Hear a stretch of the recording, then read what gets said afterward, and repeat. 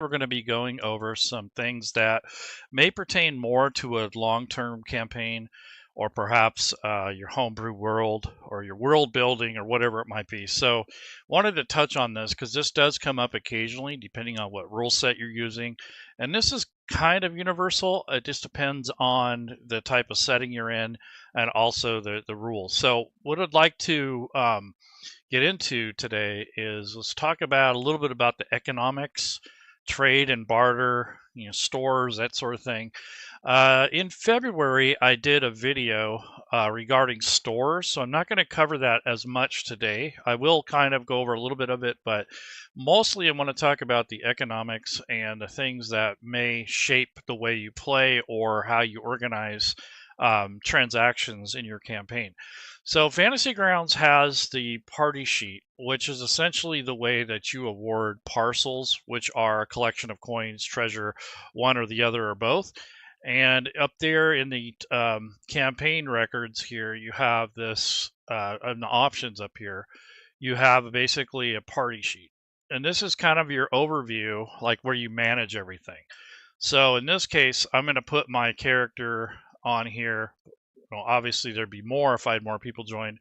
And then when you come over here to the inventory tab, this is generally where you manage a lot of the loot, parcels, treasure, experience points, that kind of thing. So what you want to do here is you would award, the loot depending on what your players come across or what you buy, sell, and trade. And this centerpiece here has a way you can identify everything. And then there's a percentage. So the percentage allows you to sell the products at a percent of their original value. What you'll run into, though, a lot of times with Fantasy Grounds in general is that the money system doesn't automatically convert unless you have like an extension or some sort of extra mod. So essentially, this will make it a little bit more challenging and sometimes frustrating when you're trying to buy, sell, and trade. So namely things like mundane items, normal standard items in the DnD5e rule set. They're identified, they have their value set. The only caveat to that is sometimes when you grab an item, or in this case a parcel, and you drag and drop it, some of the items may not have a value even though you're trying to sell them. So you'll get an error message down in the chat window that'll say 0 value found or whatever. The other problem is if you sell a gold at 50%, it's not going to automatically divide it out into 5 silver. So that's another thing, is whatever denomination those are in or whatever type of coin, you might have to manually convert that. So for instance, if an item costs 1 gold and you're trying to divide that amongst 5 people, it won't do the math for you. You have to manually convert the gold piece into silver or copper or whatever denomination you want. That's just the inherent thing of what Fantasy Grounds is. So without an extension or some sort of conversion tool, that you have to do it manually. So that's one of the things about awarding things in Fantasy Grounds, because a lot of the magic items, potions, rings, all that stuff, it doesn't have a value. It has a range. So if it says, 5,000 to 10,000 gold, it's not going to sell. It's going to think it's a 0 value. So you have to actually go in and manually assign it a number. So I'll go into the items. Let me see if I have any parcels in here. Yeah, no parcels. But I'll just give you an example. So we'll go to items and let's grab the abacus. Let's say that was in our treasure there. Let's go with an amulet. And this is all SRD stuff, so if you want to test this out yourself, you can. And let's do a bag of holding. Okay, so these are items that we found, and here's a bag of ball bearings. Okay, so we found all this stuff. It was in a parcel. We dragged the parcel over, and it puts all the items in this area here. So these are up for grabs, essentially. And as the game master, you can share this sheet with your players. So if you go on the options, and then you go into the settings where it's in the very top here where it says game, you can click on this party, which means party sheet, show inventory to players. So if you turn that on, this sheet will be available for your players to look at. After this point, once you have that set, then they'll have access to this.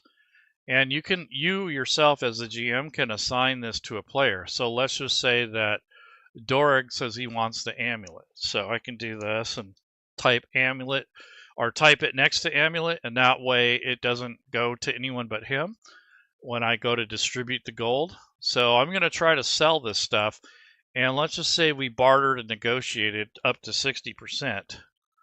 So that is going to give us 60% of the value of the items. So let's take a look at the items before we convert it over. So this item here is worth 2 gold. So it will give us probably a gold for that, but it's not going to give us the change. This thing here, the amulet, 5 gold. So that's going to be straight across. But at 60%, it's going to be less than that. And for the bag of holding, that's 101 to 500 gold. So that's not going to sell at all. And then this thing is 1 gold. That's not going to sell because you can't divide the 1 gold by this number here. So this would have to be 100% in order for it to work right. So that's kind of the thing I don't like about the monetary stuff in Fantasy Grounds, or in the it's actually a D&D thing. So if I go to sell this at 60%, I'll go ahead and click sell items. And it only actually sold 1 item for a gold piece. Everything else couldn't sell for one reason or another. It said unable to determine cost or 0 cost for the bag of holding. Sell unit is less than 1 current currency unit for the bearing. So that's annoying. So what you have to do is open this up, unlock it, change this to 10 silver. That should help fix that problem. And then this item with the bag of bag of holding, you're going to have to unlock it and give it an actual value. So I'm going to make it 400 or 350, we'll say, for gold. So that should work.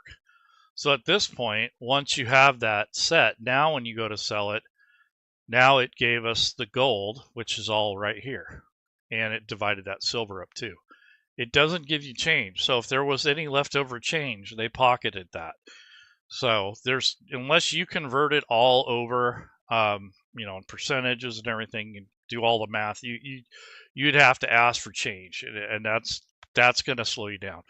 The other thing is now this amulet is going to be going to Dorg here. So in my inventory, if I click on this, the player can drag this to their character sheet, or when I go to award the treasure, I'm going to basically take and move this over manually, or in this case, when I go to click this down arrow to distribute the coins and the treasure, it's going to go to his character sheet. So now that amulet should be on here somewhere.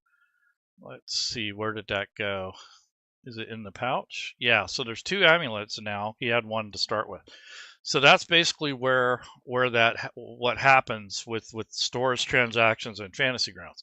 Now there are other options for stores. There's a few on the Fantasy Grounds Forge that do a lot better job with stores transactions and such. And there's an extension out with Rob 2e Matakire made.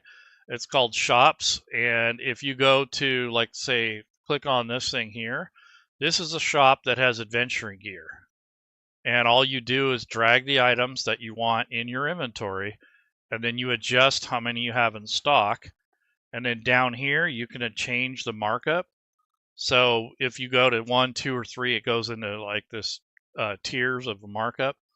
And then here's where you drag items to be sold. And then the price will be down here. And then you have a buy button. So this is kind of a lot quicker to do this. And what's nice is you have this copy to campaign. So you can create a copy of this shop in the local campaign for you. So you can use this and copy it over and make changes to it, do whatever you want. Right now, everything in the inventory is -1. So you have to adjust the ones that, basically to what quantities you have in stock. So this takes a little bit of time, but it's a little bit quicker than building parcels and that way. So a parcel, you can actually load that up with items, and you can put a negative value in there. So if you take, for instance, you get a blank parcel, open this up. Maybe this is that stuff that we had earlier that came off of the party sheet, whatever it might be. But basically, you would put the items in here. Hey, what's going on? Not working with Rollmaster Classic? Yeah, probably not. This is a D&D thing, so probably why. They're going to be a little different, so just let you know. But basically, let's say we have this barding. This is for your horse. Okay, so if you drag this over, the horse is essentially what's this cost here? So this tack is this tack and harness. Let's see how much this is worth. Yeah, it doesn't really. It just says ×4. I don't know what that's supposed to mean. But anyway, so the tack and harness, if you put like the negative value in here, let's say it's worth 2 gold. When you go to drag this onto the character sheet and inventory, it will deduct the gold from his inventory. So now it's -2. So it was 228. Now it's 226. So that negative value in the coin area allows you to drag this parcel over.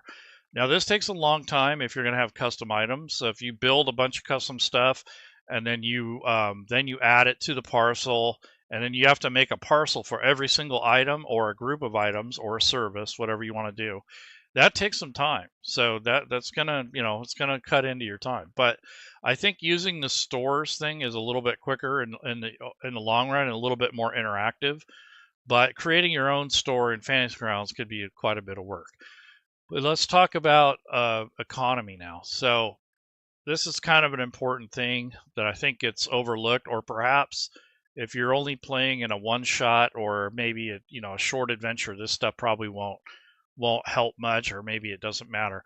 But basically, I wanted to start with pricing and transactions, kind of the thing that we left off with. So mundane items in the 5th edition rule set, they come with a set price, but the transactions go forward. That's easier when you have a straight price. But you have to make sure that they all have a price set within the system that you can sell through the party sheet if you're not going to use one of those extensions. So you have to basically convert the coins if you got a bunch of items that are only worth 1 gold or 1 coin. Magic items don't have a fixed price. It has that price range. So that's something that will annoy you occasionally when you go to sell that stuff. It won't sell. So low value transactions, like items with only 1 gold or less, you're going to have to, convert it like I was saying. You keep the uneven mounts in the coin section of the party sheet until enough accumulates to distribute evenly. So you might have a couple extra coins that can't divide amongst 3 groups without manually converting it. So then all you do is change that, and it will allow you to basically sell it or distribute it if you change it from gold to like silver, for example. Depends on how many party members you have and the denomination. So the next thing is best practices for pricing. So the standardized prices in silver or gold. So to streamline transactions, you consider pricing everything predominantly in silver, gold, occasionally copper. It reduces the amount and the frequency that you need to change or convert things. So it kind of simplifies the process a little bit. If you add your own currency, then you have to go in and change every single item. And that's a lot of work. And I'm telling you, I did that in Dragonlance, and I regretted it. I wanted iron pieces, and it sucked because every single thing is priced in gold. So I either have to manually do it or go into each item and change it. So I just left it and I just did the math and just did it like that. But it was annoying. I kind of painted myself into a corner. Okay, so extensions or tools, like I had showed earlier, this is the store tool. This allows the kind of extends the Fantasy Grounds. It gives you more of a streamlined experience, more immersion. It enhances, the game to the point where it doesn't take as long to handle stores transactions. because that can be very time consuming and it cuts into your campaign time. Quite often I'll have like a market day where everyone joins a table throughout the day. I'll bring my table up in the afternoon and I'll let my players know, hey, my table's going to be up for a few hours. If you want to buy, sell, and trade, you can. So then what I do is I'll bring up this party sheet, make sure they have access to it, and everything they want to buy, sell, or trade, they can drag. For, like, say, if we wanted to sell that Barding back to the store, we could drag that back in there, and that would be available for someone else to grab. And then what's ever left when I come back, or before we play our next game, I'll do the transactions and do all the sales and stuff, and that way it will basically be distributed amongst the group. So that's just a way to kind of automate somewhat and not have to cut into your playtime by doing all those transactions. Now, sometimes you want the role playing, you want the engagement, you want to have the fun of kind of getting together with everyone, which is great. But if you don't have the time for that and you don't want it to cut into your next session, you can set up your table to allow your players to connect. Anything in this loot area they can interact with. Anything that they want to buy, sell, or trade, they can drag back and forth from their list and from this list, so they can go back and forth. Whatever's left, you can say, hey, you guys, I'm going to sell the rest of the stuff. Is that cool? Or what do you guys want to do with it? And then if no one wants anything to do with it, next time we get close to a store or in a town, I'll go ahead and sell it, and they'll get the coins for it. So it just depends on the narrative you got going on and the type of thing that's happening in your game. If there's no store nearby, there's no point in doing that. It doesn't make any sense unless they're only buying and trading with each other. The other thing is that the store's transactions can take such a long time in your game that it could be the whole game. It's just messing around with inventory and buying and selling. It is kind of part of the game, but when you do a massive amount of it and it's not tied into the plot, it can be kind of derailing. So that's that. Let's talk about integrating store and economic mechanics for RPG campaigns. So this would possibly be okay for different rule sets. So for store setup and management, you can do the visual store where you actually make an image. You can take an image like this image I have here and make it into some sort of storefront. So for instance, if I go into images, and let me go into my assets here. Let me type in store and see if I have anything that might. Okay, we'll just use this. This is going to be my store, and I'm going to create an image record for it. And what you can do with this is you can pin your parcels to it. So if you make a parcel and you have stuff in it, let me go to parcels. So this is the new parcel that we made. This was the Barding for the horse. So if that's the case, you can have this in there, and then you can link this to the image. So let's just say you stick it on the horse. So this Barding, you can link that to the horse, and then right-click on it and go to Make Link Shareable. So when you share this image with your players, they can interact with that pin. They can open this up, and then they can drag it to their inventory. So that's another way you can do a storage transaction. There really isn't any good way to control the gold. So the gold will just keep going negative, provided you have it set up that way. And if it goes below 0, there ain't a whole lot you can do about it. But I do have some ideas about that. So basically, for large-scale selling or purchasing, it can affect the local market conditions and influence the pricing and all kinds of things. So there's some limitations as to, or potential limitations as to how much you allow players to buy, sell, and trade, because it can mess with the local economy on a larger scale. So if you're doing a one-shot or a game where it doesn't matter, who cares? But if you're playing a long-term campaign or world-building type thing, all these things might come into play. So that's just something that you want to keep in mind. So you can treat also add services separately. So each listing will have a clear cost, a description, and any relevant game mechanics. So it doesn't always have to be items. It can be a contract, It could be like, I'm going to hire a guide for the campaign or for the day. So you can set up services, or the service could also be like renting a room for a week, or whatever you want to do. You can set all that up too. For transactions and such, the players can negotiate prices, like using skills like persuasion, sometimes intimidation, even. Just depends on the role-playing aspect of it. But you could set the difficulty challenge rating for each vendor to determine the negotiation difficulty. So that can range. I usually set it between 12 and 18 for difficulty, depending on the store's reputation, what type of stuff they have in there. That's how I kind of gauge, but my middle of the road's about 15 for the challenge rating. So essentially, your players, to negotiate, would barter with them. They'd have to roll that number or above. And if they do, then they're successful at negotiating the price. What price, though, is kind of an interesting thing. You can either set it yourself, or what I'll usually do is give them, if the percentage is like between 2 to 5% more on the transaction. So, in other words, if you had to roll a 15 and you rolled a 17, that might be anywhere from 4 to 10% more on their purchase. So then I would scale up the actual number for the percentage, because usually it starts off at 50. So if you go to the party sheet, right now it's at 60, but if someone rolled 17, is 2 points above the required, then I would give them either 10% or 4%. So usually it's between 2 to 5%. So depending on what you do, but let's just say it was 5% for every point.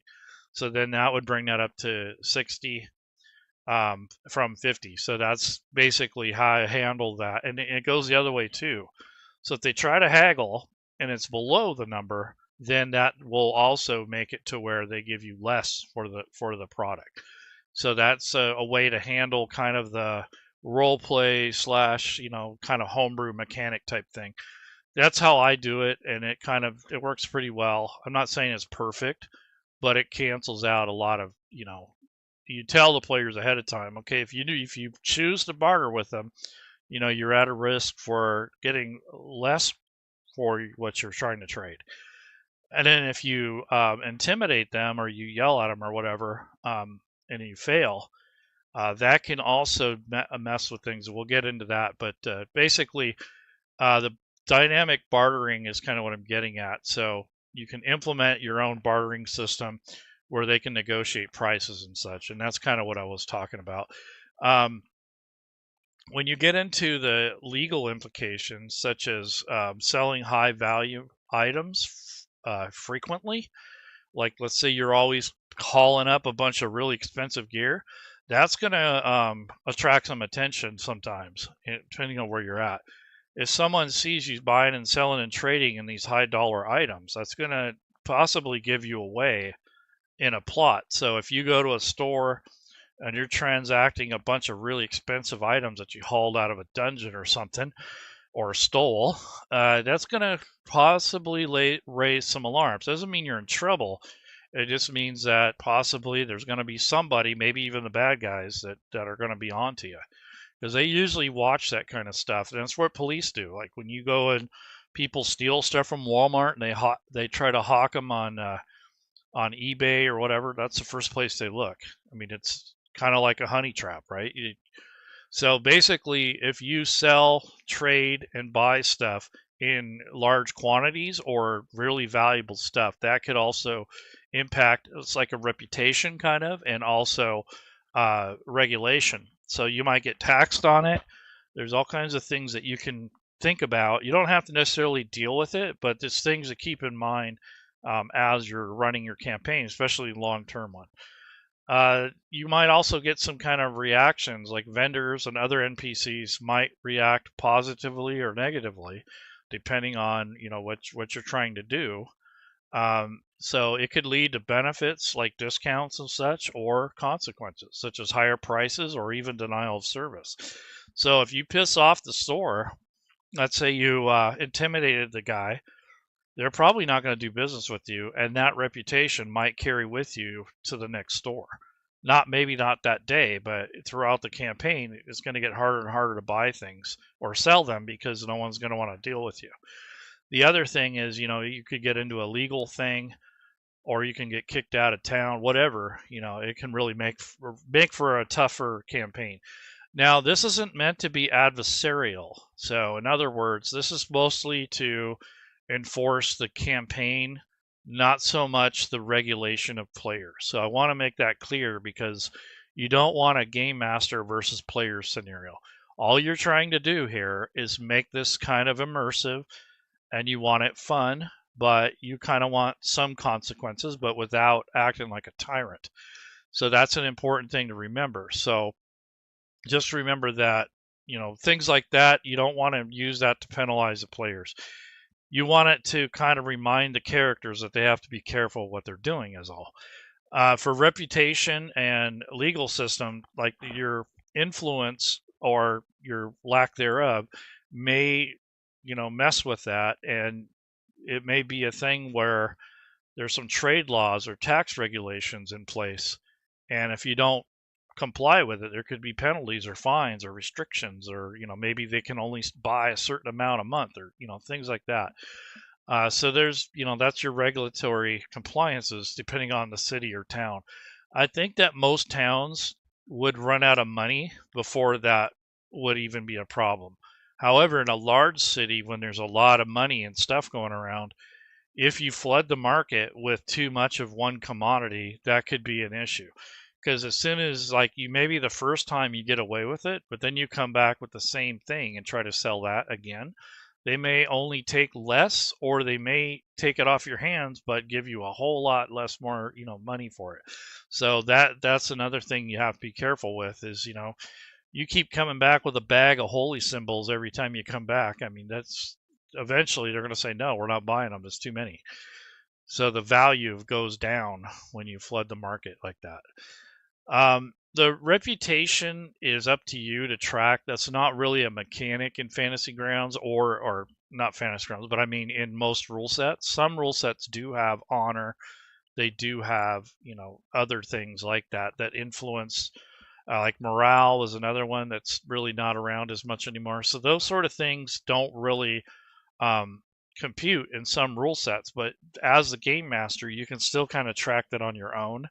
You don't have to do it necessarily in Fantasy Grounds, but you can make a note and just give everyone like a 10 for reputation. And then when it goes up and down, you just adjust that. And whatever that number is might affect, like if it's more than 2, maybe that's 1 point or of difficulty rating, challenge rating, or maybe it's a bonus on another roll, however you want to do it.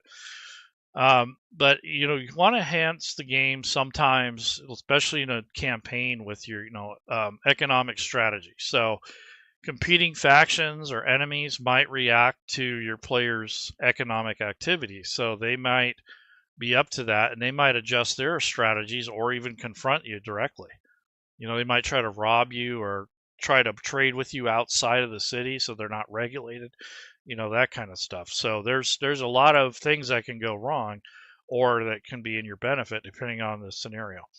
So they may monitor, things that are going on depending on the organization and, how much resources they have. You might be considered to, hold back and consider the broader economic impact of your trading activities. So you might want to kind of do it a little at a time so it doesn't attract attention, that sort of thing.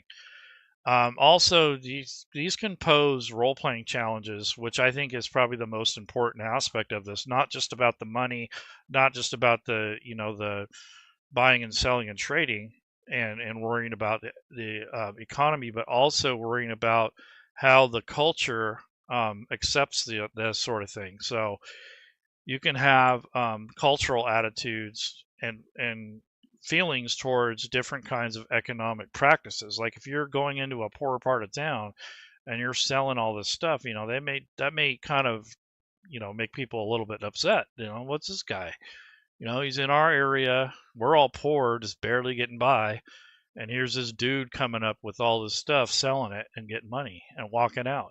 It's like sometimes those sort of things play into your economy. You can get your butt handed to you if you're in the wrong neighborhood, trying to sell or buy things. So you got to kind of watch where you're going, where you're hanging out. Try to fit in, and also try to be more discreet about it. Not flashing your money around and that sort of thing, because you're going to get jumped. And I don't know if you've been in a different country where you don't belong. You're flashing around your American dollars and your credit cards. You got to watch that stuff. Even cell phones are targeted for theft. So this is the kind of thing I was kind of getting at, is like there's some things that can play into the role playing or to the mood that you work into your game. So it just depends on how in depth you want to get, what kind of rule set, and the play style. And you got to let the players know that you kind of are this kind of GM where you track this kind of stuff. So you kind of give them a heads up. Don't just blindside them and say, oh, all of a sudden now everyone hates you because you're selling expensive stuff. You don't want to break that on them right away like that. That's not fair. But you do want to let them know, hey, I do track economics and I care about it, and it does impact the game. So be careful. You might want to say that before you start your game. So there's challenges with that, and you can use the stuff for plot hooks. So you can use economic activities as triggers for new quests, for conflicts, for plot developments. For example, the economic dominance by players might provide local authorities or rival groups. It might provoke them. So that's kind of what I'm saying. It's a matter of how you want to handle it, how much you want to get into it. Monitoring and adjusting economic gameplay. So you keep a log of significant player transactions that are resultant for economic changes in the world or in the city or the town or whatever, to ensure a somewhat of a consistency, and I wouldn't say realism, but at least it fits in with your game. Feedback and adjustments. So you regularly talk to your players about this stuff. So when you're enforcing, like, people have to keep track of their supplies and their that sort of thing, and then you're also doing this economy thing, you want to make sure that you're talking to your players and see what they think about that, because it may be detracting from the actual plot, or maybe you guys don't really have time for it but you're trying to enforce it, that type of thing. So make sure you're talking to those guys and making sure it's fun for everybody and fair, and not just an adversarial thing or a punishment. So the way I did this thing, I wanted to explain this bartering mechanic thing. So I just set this up for myself. You guys can do it however you want, but basically for each vendor type, depending on what they are, who they, all that stuff, experience, I usually set that between 12 and 18. So between those two numbers is their challenge rating, or their base challenge rating, without any negotiation. So if you roll over that number, it'll basically give you a little bit better price. Now, if you need to determine how much, that's when it starts getting different. So the roll mechanic is the player will roll to check to haggle. So they can use persuasion, they can use, sometimes you can use something like performance. Like you can pretend that you're some rich dude, and it depends on the situation, but usually it's a charisma thing or intelligence or something like that. And then, like I said, if you are successful, I'd say they roll above the challenge rating, you can increase or receive a 2% discount or a benefit if you're selling to a potential of up to 5%. That's kind of where my range is 2 to 5%. And then I'll adjust this number here in the party sheet accordingly, depending on how well they roll. The other thing is the negative part of it, where if they roll way under, it's the same thing. So it can work against you. So when they barter, it's kind of like a risk. Like they may piss someone off, or they might come out ahead. I kind of like that gamble. I don't like it to be one-sided. I'd like to both sides of that to come out.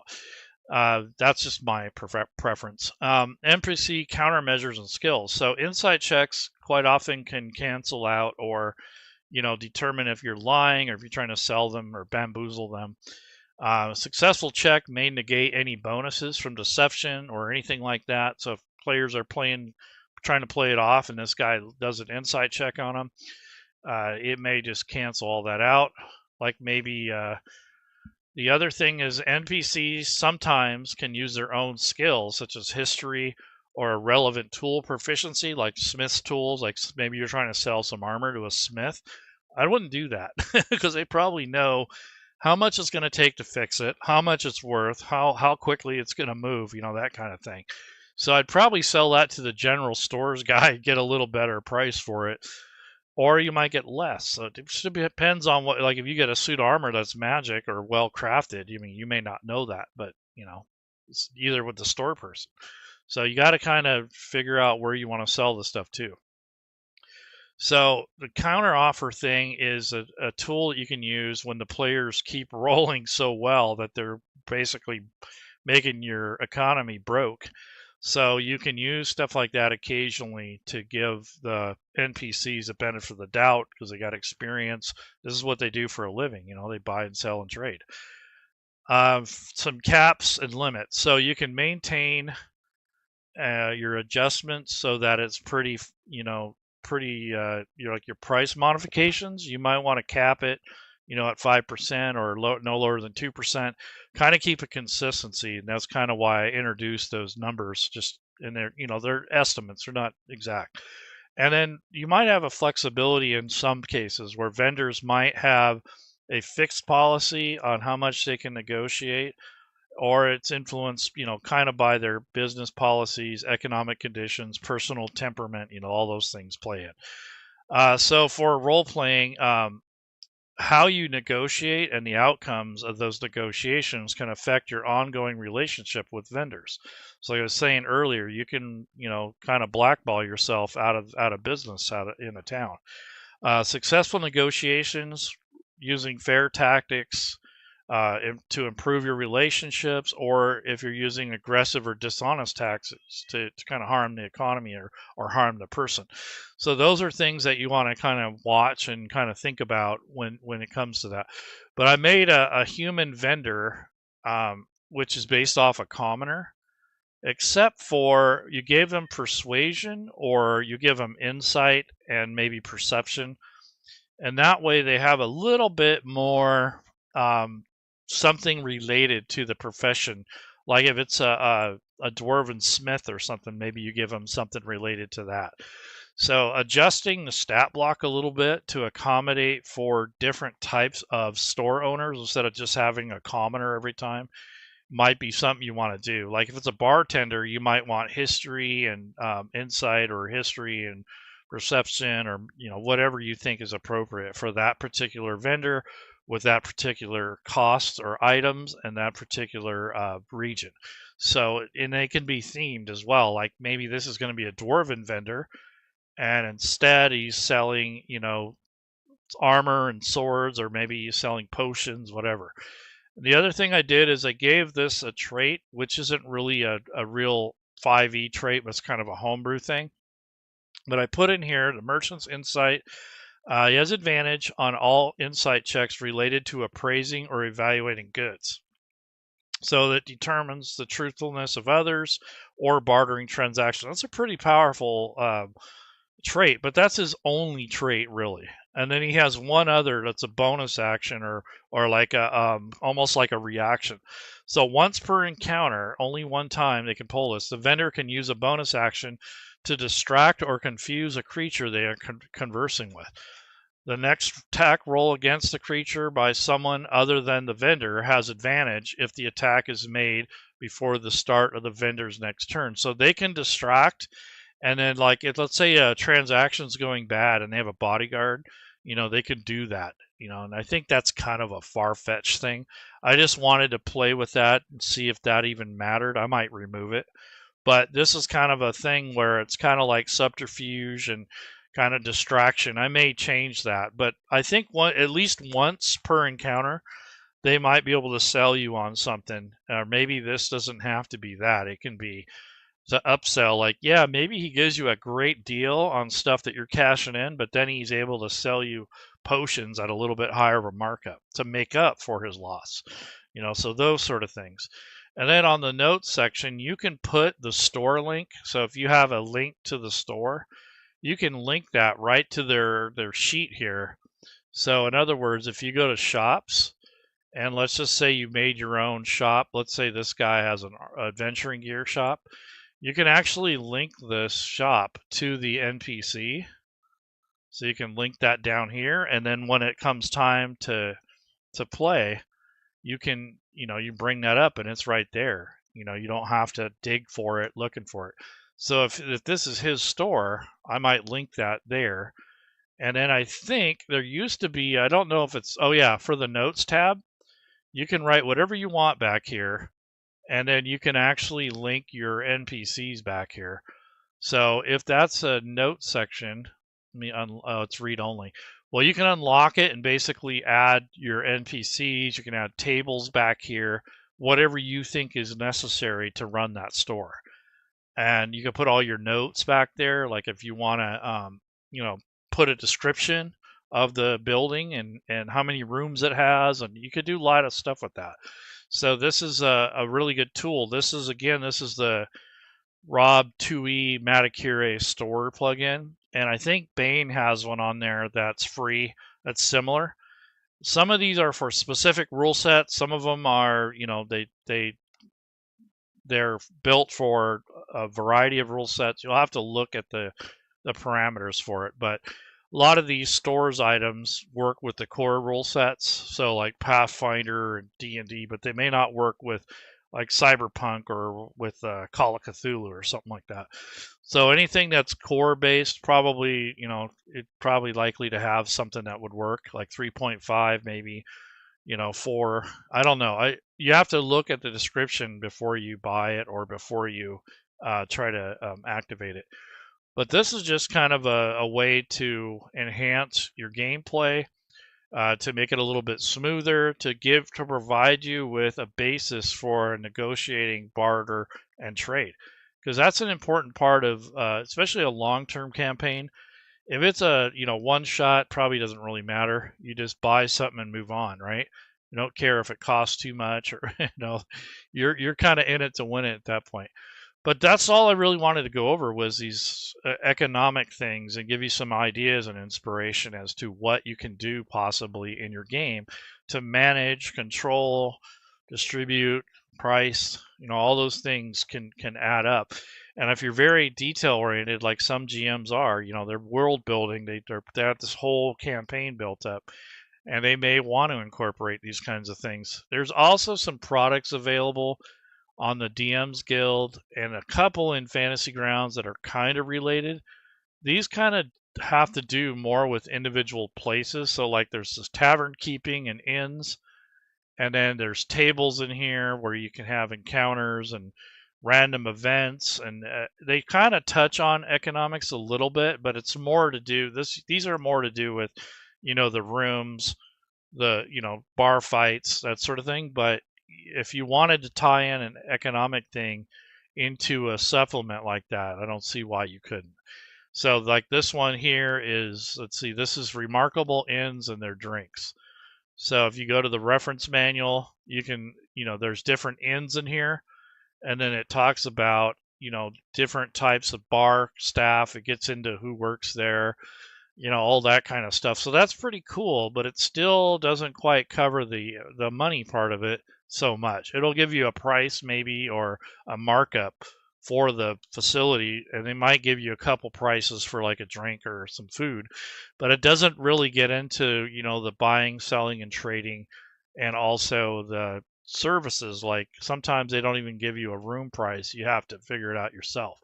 So that's kind of why I brought up the economy thing, because I felt that, if you're going to be doing a large campaign or world building, this is stuff you might want to incorporate into that.